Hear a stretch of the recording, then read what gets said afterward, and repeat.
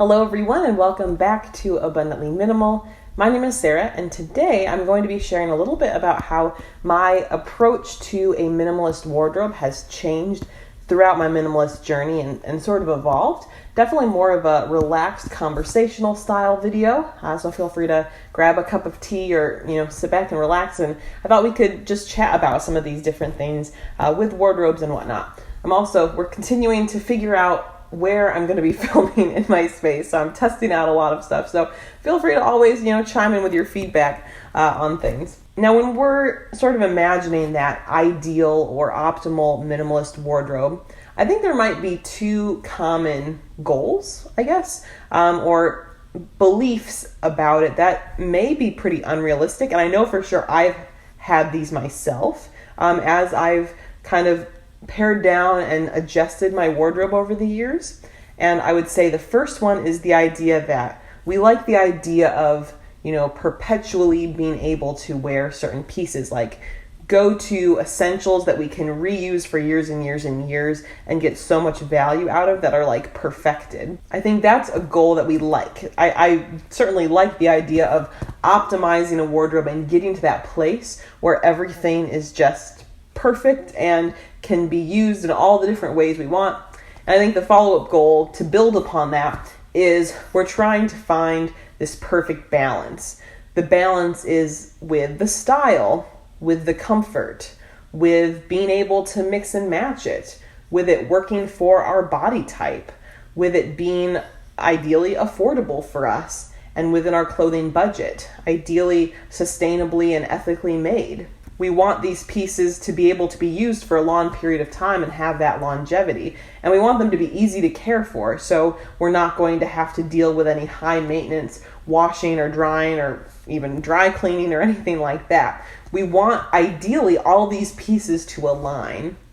But I think as I've reflected more about my own minimalist wardrobe journey, as well as anyone else who's been trying to pare down their wardrobe and make intentional choices, I feel like these are just so difficult to attain that it's almost worth just trying to, throw them out entirely, or at least to acknowledge that, guess what? It's never going to be perfect. It's never going to be optimized because life is just too unpredictable in many ways, and any change in life also may yield a change in one's wardrobe.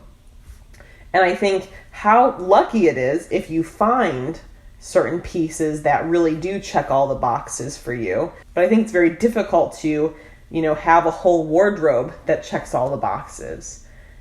There are certain boxes that can be checked, but, at what cost financially for certain items, definitely may be out of budget, as well as, certain items that have more of those style points or maybe look great are not as comfortable. There's just a lot of difficulty in all of it. So with that, here's currently where my head's at in regards to a more minimalist wardrobe. When we're thinking about life and some of the specific constant changes, what we wear depends upon our role in life, depending on if you're expanding your family, the season, or if you're moving to a different area, if you get a different job that has different requirements, different weight fluctuations, different hobbies or activities you enjoy doing. It really is always changing. And from one season to the next or 1 year to the next, there's going to be different fluctuations. Even our own tastes change over time. I have had favorite pieces of clothing maybe from 3 to 5 years ago that generally at this point, not really as much of a fan of.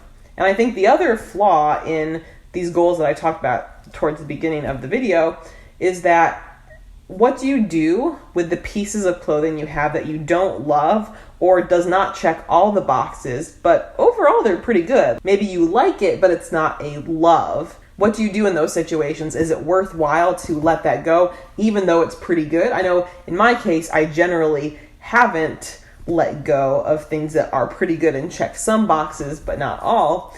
And that's just where it becomes pretty ambiguous when we're trying to figure out how we respond and what we end up doing. So at this point, I've been living a minimalist lifestyle for over 6 years. And so definitely from when I started to now, my attitudes have changed a bit. I think where I'm at now is if you haven't done an initial clothing or wardrobe declutter, that is still a must. to really pare down excess volume, because a super overwhelming and packed wardrobe, closet, dresser, wherever you're storing your clothing, it's, can be completely overwhelming and prevent a lot of the other positive changes that can happen. So I think that's still essential. If you are at that place where you're starting out, I've got some tips for you in my free 10-step guide to start your decluttering journey the right way. That's linked below if you're interested. So I think that's still essential. So definitely I wouldn't replace that. That's really pare down the extra volume there. I think can be really helpful. From that point, after doing a major declutter, I know for me at least, my goal still is gradual optimization. The idea of very gradually making changes. So that means certain pieces you're letting go of over time as you realize they're no longer optimal, and likewise maybe gradually you're bringing in new pieces if you realize that, I actually need a certain type of piece for this new change in my life, but I don't have one, or what you have is no longer functional or optimal or outdated, whatever the case is on that's no longer working best. So I think for me, it's just a very gradual evolution at this point, very subtle changes, and also avoiding any hard and fast rules that say this is fine, this is not okay. Definitely not, in that camp. I've never really been in that group before, but just letting it be a very gradual and evolving process to evolve and ebb and flow with different seasons of life. If I had to put some numbers on it, I would say that my wardrobe maybe changes about 10% each season. And that 10% may look like getting rid of 10% of what I have based upon different factors, as well as potentially bringing in, up to 10% of updated items. Now, sometimes different pieces of clothing wear out or wear out beyond repair. I know last month it was really cool. There were a bunch of things. Well, I didn't like that they got holes in them and really were destroyed, but my parents, their town was doing a clothing textile recycling event, which was super cool, among other things. And so I was so happy to be able to get many of those things out of the house. You can, of course, always repurpose some of these things into rags and whatnot, but you only need so many rags at some point. And then the other part, you don't know what to do with it necessarily. With some of my clothing, I find it almost helps me to view it as using it up. Not that we're trying to, get rid of it right away, but really maximizing the value of it while it's in that season. So while it's fitting great, while it's feeling great, while it might be looking great or fitting in with other pieces, and wearing that out or using it regularly during that phase. And then also identifying where there are gaps and where maybe a change needs to be made. To give an example of this, very recently, I realized that I didn't actually have a good lightweight jacket anymore. The other jacket I was wearing was, I think, almost 10 years old, and it also no longer fit. I had worn it in high school and I've gained weight since then, but I was still wearing it, and it was to the point where I couldn't actually zip it anymore, but I hadn't gotten a new jacket yet. And now that it's starting to warm up a little bit and I'm no longer wearing my winter coat, I realized, okay, I need to do something. I'm not going to use this old jacket again that I can't zip and that has been used for 10 years. I'm so happy I got a lot of value out of it, but it's acknowledging, okay, at this point, the jacket is fine still, but let's donate it and let's move on and buy something else. And I'm really excited. I got a super cool windbreaker jacket off of Poshmark from the brand Prana, which I really like. And it's also water resistant, because that was another pain point. I had nothing that would be good to wear when it was raining. That was a big frustration, especially like when we were traveling and whatnot. So I was able to finally, say, let's make this happen. And I bought something secondhand, which was cool, really high quality at a more affordable price, sustainable materials, and super useful for what I was looking for. So it's like that was very worthwhile for me to make that purchase. And that's kind of the mindset I go in if I am trying to bring something in at this point, really being choosy about what it is and really reflecting about what's necessary and what my needs are, what I'm looking for in that type of clothing.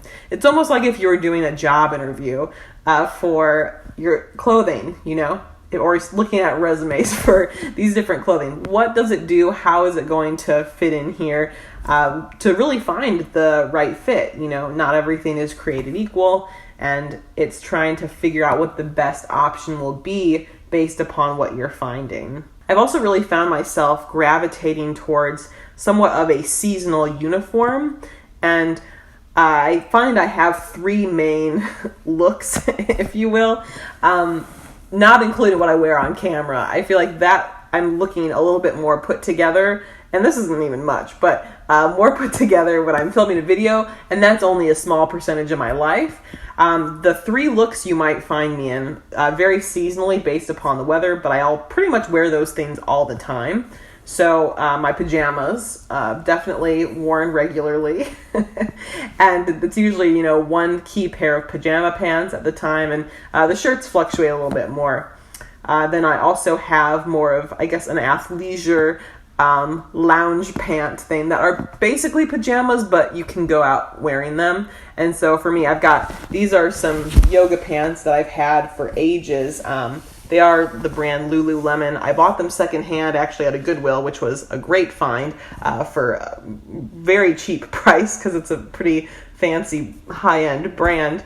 And I've worn these. I got them, I think, in 2016, like in December of 2016. So it's been a while of wearing these. So I'll wear these or a similar type of like legging, super comfortable, and a t-shirt. And sweatshirt. So again, that's more of my, this is not pajamas, but feels like pajamas look.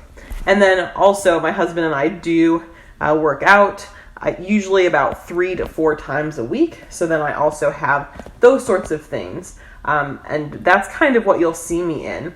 At the moment, I actually don't have any jeans, and I really have pared down formal wear, working for myself at home, being my own boss. I don't have, required dress code or anything. And even I've reflected, especially as I was thinking about letting some of these things go, even when I'm doing social gatherings, like seeing family or friends, I'm not wearing that kind of stuff. I might wear like a sweater dress with my same active leggings, or even with, I'm hanging out with just my family, super comfortable. I'll just wear my regular, yoga pants and t-shirt, and that's fine. So it's really about reflecting about your current lifestyle and what the needs are. And for me, these seasonal factors, especially with pajamas, during the winter months, I had one pair of pajama pants that I wore all the time. Honestly, a lot of the day as well. And I wore them so much that they did actually then wear out more quickly.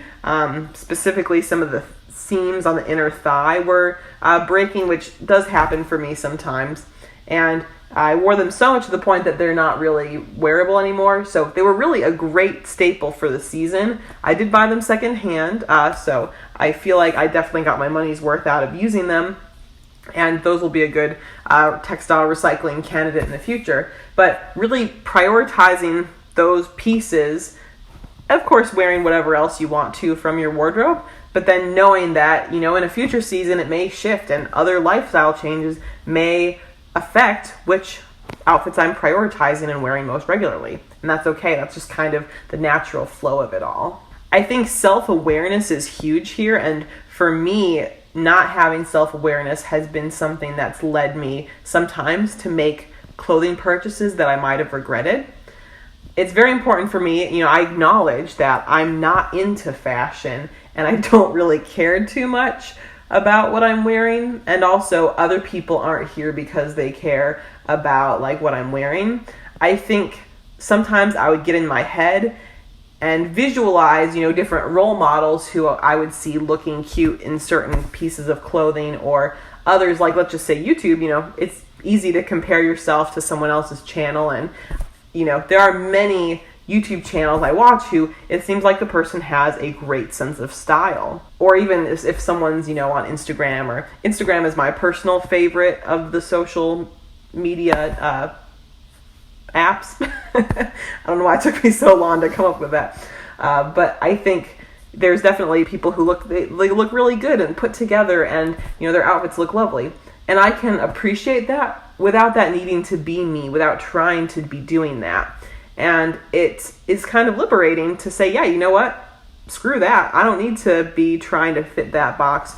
No one here needs to be following me for that kind of content. And that takes a lot of pressure off, because sometimes I was purchasing outfits, or generally all secondhand, but I would see things and think, oh, this would look cute with that kind of outfit, or if I did that kind of post or picture. But it's like, I just want to live my life. I don't want to have to always be taking pictures of what I'm wearing. I don't want to be that kind of person. Respect to anyone who does that or wants that, but that's just not me. And by being able to let go of that helps so much. It's also helped even with packing less while traveling, because I think sometimes our ideal selves think, oh, well, what if I'm doing this? What if I'm taking pictures of this? And when we realize that, okay, I don't need to have, 3 outfit changes each day while I'm traveling, we can pack a lot less because we're being very realistic about what it is. And I know myself, my approach has shifted with travel. Everyone's different. I know my parents, for instance, they don't care about travel pictures if someone in the family is not in the picture. For me, I'll get a picture sometimes with me or Jake or whoever in the photo, but I actually care more about the plain photo because I think it looks prettier and it's more user friendly for different purposes that I might be using it for. So that's different preferences. But because of that, knowing that I don't care if I end up in the photo or not, that means I don't have to look as cute while we're traveling or put as much effort into the look. So the self-awareness piece is very important. And maybe you're hearing what I'm saying and thinking, nope, I'm the total opposite. I need it to look presentable or put together. It has to be this way. That's awesome. Then if you have the self-awareness to recognize that for yourself, then you can make choices that are intentional based upon that. And maybe some elements of a minimal wardrobe in that case are not, fitting for you, or however the case is. Hopefully no one's here for fashion advice, because you're not going to get it. I would say the last piece of this that kind of puts this all together for my minimalist wardrobe approach is secondhand clothing. Now, in talking about secondhand clothing, I know that there can certainly be a lot of variation in terms of the types of secondhand shops that someone has access to, as well as size discrepancies and brand discrepancies. There can be a big range. For me, I found it to be my favorite type of clothing shopping and a really great way. I do care a lot about ethics and sustainability. And so for me, the beauty of secondhand shopping is that I'm able to buy different brands for a cheaper price, which is cool, including sometimes if you can find a more sustainable brand, like I mentioned with that Prana jacket I got. Buying that secondhand was a massive savings because I got the jacket for $20 and it was in very good condition, whereas retail price it would have been possibly quadruple the price. So I do find a lot of value in that sense, but also maybe there is a brand that has terrible ethics and has exploited workers. Maybe they're using materials that are not sustainable. And for me, I don't want to give my money to those companies or corporations. However, I'm not against, it might be a good product. I'm not against buying it secondhand. And so for me, that's, I guess, the sustainability loophole. Not only are you keeping an item out of the landfill or being able to give use to an item that someone else didn't want, and if the charity shop or secondhand store is donating their proceeds or funding good things with it, that's a win-win there. But also, I can get access to the good without actually supporting the company and their unfair labor practices or whatnot directly. So for me, it's been a really great option. Now, I will periodically go shopping at some of these different thrift stores and whatnot. And I still think, being able to try things on is one of the most important parts. There's one place I do really like by us that unfortunately doesn't have fitting rooms anymore. They removed those with the pandemic and aren't bringing them back, which is a bummer. But they're kind of like my middle ground. If I need something and I'm willing to take a risk, try it on at home and bring it back later if it doesn't work. But I also do, if I've got a very specific item that's not near me, I found Poshmark to be beneficial. This is not sponsored by them or any means. They actually asked me if they could have me as a sponsor for the video, but part of the terms were that I would have to actually list 10 pieces of clothing for my wardrobe, and I don't have 10 pieces of clothing laying around to sell. I don't want to deal with the hassle, honestly, at this point. But for buying things on Poshmark, I found it to be beneficial, especially when I know the size or the color or the design. I've used it for specific shoes before, and also, like I said, the jacket. I really like some of the filters. This is the pro tip, Sarah's pro tips for Poshmark.